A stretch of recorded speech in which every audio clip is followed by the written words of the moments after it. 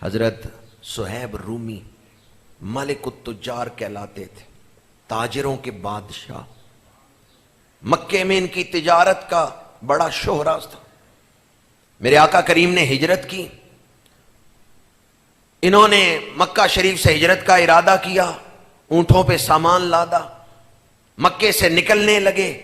ابو جہل آ گیا چند اوباشوں کو ساتھ لے کے، کہنے لگا صہیب میں تمہیں مدینہ منورہ نہیں جانے دوں گا۔ کہا کیوں؟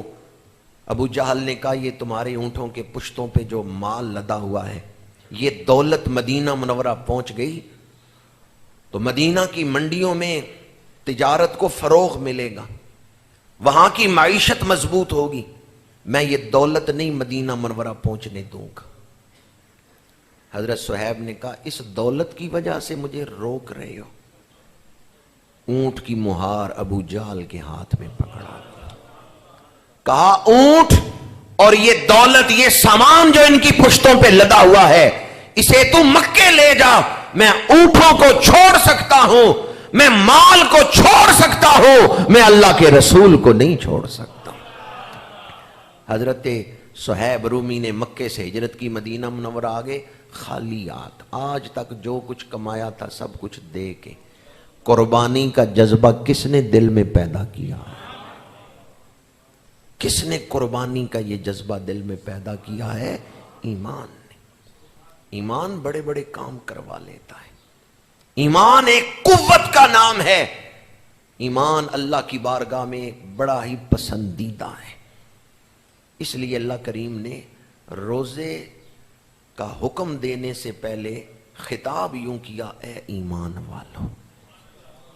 ان کا ایمان انہیں آگ کے انگاروں پہ بھی کلمہ پڑھا لیتا ہے، ہمارا ایمان ہمیں 15-16 گھنٹے کا روزہ نہیں رکھوا سکتا۔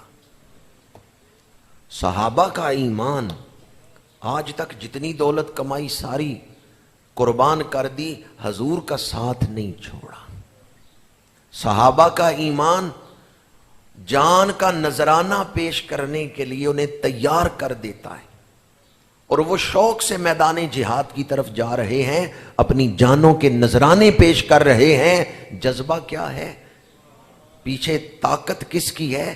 4 بیٹے ہیں، چاروں کو لے کے حضرت ام عمارہ میدان احد میں آئی ہیں۔ جب دشمن حضور کے وجود پاک کی طرف ایک جتھے کی شکل میں بڑھے تو حضرت ام عمارہ نے اپنے 4 بیٹوں سے کہا میرے رسول کے سامنے دیوار بن کے کھڑے ہو جاؤ، تیر تمہاری چھاتیوں پہ لگے، میرے آقا تک کوئی تیر نہ پہنچنے پائے۔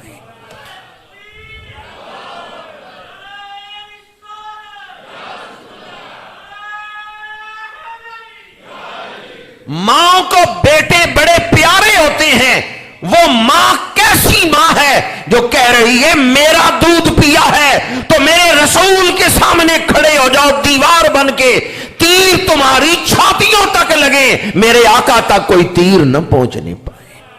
4 بیٹے حضور کے سامنے کھڑے کر دی، کہا تم 4 اگر شہید ہو جاؤ تو مجھے کوئی دکھ نہیں ہوگا، اگر میرے آقا کو نقصان پہنچا تو مجھے دکھ ہوگا۔